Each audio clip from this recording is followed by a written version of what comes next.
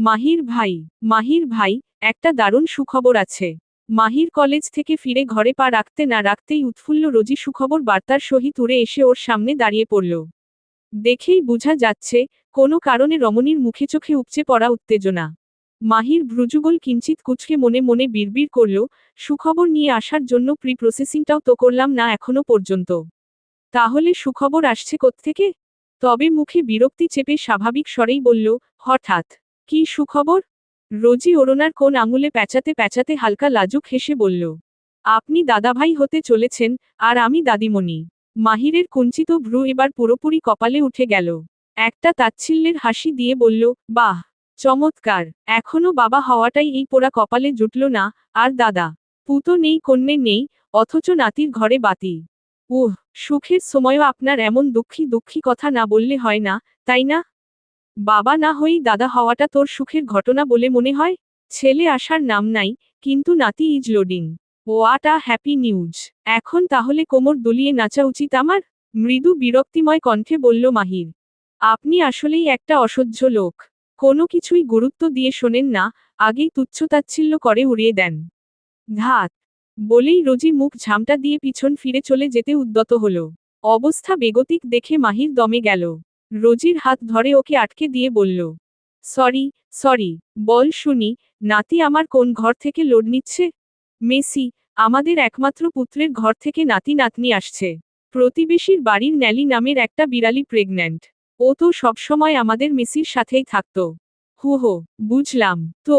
Double congratulation আপনাকে, গাছে না উঠতেই এক ছড়ি কলা হাতে পেয়ে গেলেন। So happy grandma journey. Resort থেকে বাসায় পৌঁছা মাত্রই লাভলি ঝাঁপিয়ে পড়ল তুবার উপর।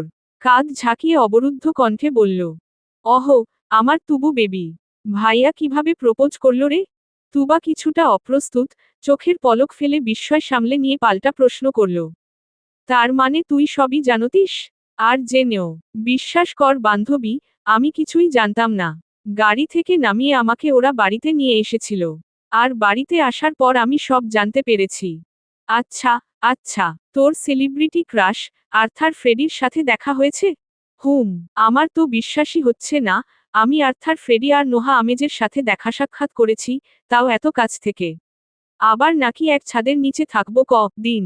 অহহ, আচ্ছা এসব বাদ, এখন বল, ভাইয়া কিভাবে প্রপোজ করল? তুবা এবার ওর ডান হাতটা উঁচিয়ে ধরল। অনামিকা আঙুলের আংটিটা দেখিয়ে লাজুক হেসে দিয়ে বলল, এটা দিয়েছে। ওয়াও কি সুন্দর, ডায়মন্ড, তাই না? আংটিটার উপর হাত বুলিয়ে বলল লাভলি। তুবা হেসে উপর নিচ মাথা নাড়াল। শুরু হয়ে গেল দুই বান্ধবীর আজগুবি আলাপ আলোচনা। মাহিরের সামনে দাঁড়িয়ে আছে তুবা ও আসিফ।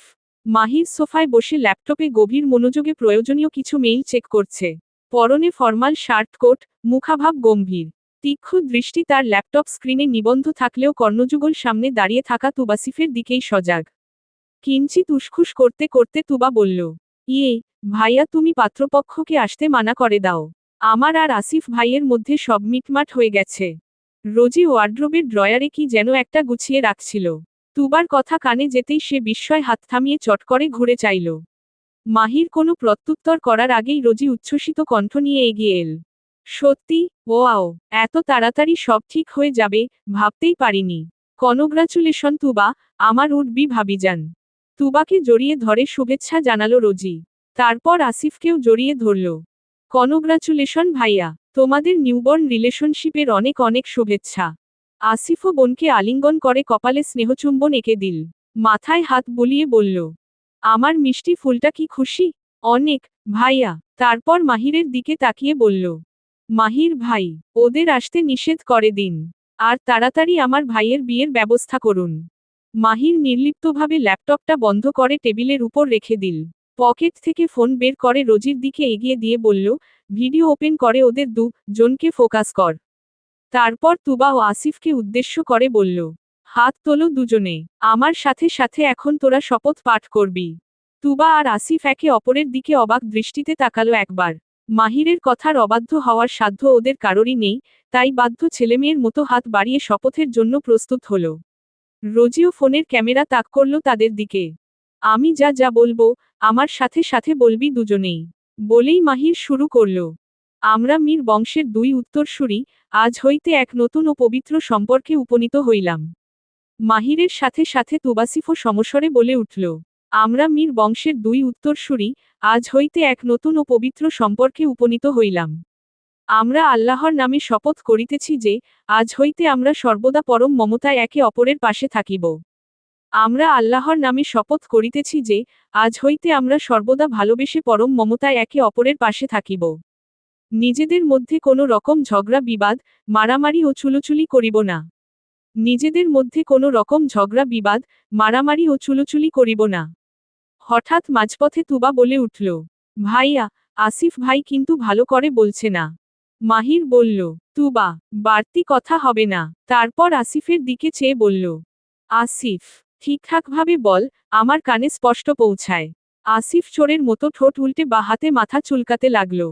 মাহির আবার শুরু করল, একে অন্যের সহিত কথা বলিবার সময় সকল প্রকার কটু ও গর্হিত ভাষা এবং গালিগালাজ সম্পূর্ণরূপে পরিহার করিয়া চলিব। আমরা দুইজনেই দুইজনের মতকে সমানভাবে গুরুত্ব দিয়া চলিব।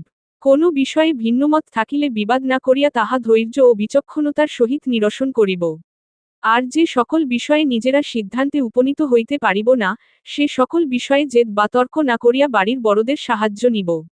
একান্ত ব্যক্তিগত বিষয় ব্যতীত কেহ কোনো ভুল করিলে, নিজেরা শাস্তি নির্ধারণ না করিয়া বড়দের নিকট সেই অপরাধ খুলিয়া বলিব, এবং তাহারা যে সিদ্ধান্ত গ্রহণ করিবেন, তাহা নির্দ্বিধায় মাথা পাতিয়া নিব। হে আল্লাহ, আমাদের এই শপথের শর্তসমূহ সারাজীবন পালন করিবার তৌফিক দান করুন। মৃত্যু অবধি আমাদের একে অপরের সুযোগ্য সহচর এবং আস্থার আশ্রয়স্থল হিসাবে কবুল করিয়া নিন। আমাদের এই পথচলায় আপনার রহমত ও বরকত ঢালিয়া দিন। আমিন। এই দাঁড়ান। আমিন বলার আগমুহূর্তে মাহিরের কথা কেড়ে নিল রোজি। ফোরন কেটে বলল, এখনো একটা লাইন বাকি তো। ভাইয়া, তুবা, এবার তোমরা আমার সাথে সাথে বলল। হে আল্লাহ, সেই সাথে আমাদের তুমি 4-5টা ফুটফুটে সন্তানের জনক জননী হিসাবে কবুল করিয়া নাও। আসিফ রোজির কথা মতো সশব্দে বাক্যটা রিপিট করতে যাবে, অমনি পাশ থেকে তুবা কনুইয়ের গুঁতো দিয়ে ওকে থামিয়ে দিল। ধমকে বলল, এই থামো, তোমার বোনের কি আমাকে মানুষ বলে মনে হয় না? কেন, আমার বোন আবার তোর পিছে কিসের জাল? না মানে, আমার বোন কি করল? 4-5টা মানে কি? হ্যাঁ, 2টার বেশি আর একটাও নয়। 2টার কথা বলো। কিন্তু আমার তো 4-5টাই ভাতিজা ভাতিজি চাই। মাত্র 2টা দিয়ে পোষাবে না আমার। ঠোঁট উল্টে বলল রোজি। এত যে ফটর ফটর করছিস, আগে বল তুই আমাকে কটা দিয়েছিস? নিজের বেলা 16 আনা চাচ্ছিস, আর মানুষকে তো 1 আনাও দিচ্ছিস না। সময় আসলে আমি তোমাকে 1টা 2টা নয়, ডজনখানেক দেব, বুঝেছ? হু, দেখা যাবে। হুম, দেখিয়ে দেব, ইনশাআল্লাহ। আচ্ছা, আমাদের মতো করে শপথ করে বল, তাহলে বিশ্বাস করব। তাহলে তোমার ভাইয়াকেও হাত উঠাতে বলো। আমরাও শপথ নিচ্ছি। ইতিমধ্যেই মাহির রোজির হাত থেকে আলগোছে ফোনটা কেড়ে নিয়ে ভিডিওটা সেভ করে তার গন্তব্যে রওনা দিয়ে দিয়েছে। আপাতত এসব আজগুবি প্যাচাল শোনার সময় নেই ওর। এদিকে রোজি বা তুবা, কারোরই কোনো খেয়াল নেই। ওরা ওদের ঝগড়া নিয়ে মহাব্যস্ত। আসিফ বিরক্ত হয়ে বলল, তোরা ঝগড়া থামিয়ে তাড়াতাড়ি ডিসিশন ফাইনাল কর। হাত ব্যথা হয়ে যাচ্ছে আমার। সন্ধ্যা নামতেই বাড়িতে অতিথিদের আগমন ঘটল। তবে এই আশা পাত্রপক্ষের কোনো আনুষ্ঠানিকতা নয়, বরং পুরনো বন্ধুত্বের টানে সামান্য আত্মীয়তা। সাথে সাজু, পারভেজরাও এসে হাজির। তাদেরও বন্ধু কিনা, মাহিরের হাই স্কুল জীবনের এক বন্ধু, বর্তমানে সপরিবারে সুদূর কানাডায় সেটেল সে। দেশে এসেছে কয়েকদিনের অতিথি হয়ে। তবে সবচেয়ে আশ্চর্যের বিষয় হল, সেই ভদ্রলোকের কোনো ছোট ভাইই নেই। বিষয়টা জানার পর থেকেই মাহিরের উপর বেশ চটে আছে আসিফ। শুধু তাকে এমন ভয় দেখানো। অবশেষে মেহমান বিদায় হলে ড্রয়িং রুমে বসল পারিবারিক মজলিস। উৎসবমুখর আমেজেই নির্ধারিত হল বিরাট এক শুভ সিদ্ধান্ত। আসিফ আর তুবার বিয়ের সানাই অবশেষে বাজতে চলেছে। আসিফ এতদিন যাকে বুকের গহীনে সযতনে লালন করেছে, সেই নারীটিকেই সে পেতে চলেছে জীবনসঙ্গিনী হিসেবে। তবে শুভ কাজের জন্য চাই উপযুক্ত সময়। তুবা আর রোজির এইচএসসি পরীক্ষা শেষ হওয়ার আগে নয়। বিয়ের জন্য আরও 3 থেকে 4 মাসের সুদীর্ঘ অপেক্ষার প্রহর গুনতে হবে তাদের। তাড়াহুড়ো করে মাহির আর রোজির বিয়ের আয়োজনটা কারোরই ঠিক মনোপুত হয়নি। স্মৃতির সেই অগোছালো খামতিটুকু এবার সুদে আসলে মিটিয়ে নিতে চায় মীর পরিবার। নোহারাও এই বিষয়ে মন খারাপ করেনি। কেননা তারা দেশে আছেই আর 5 দিন, এর মধ্যে আজকে বাদ দিলে হাতে থাকে 4 দিন। এত তাড়াহুড়ো করে তো একটা সুষ্ঠু বিয়ের আয়োজন করা যায় না।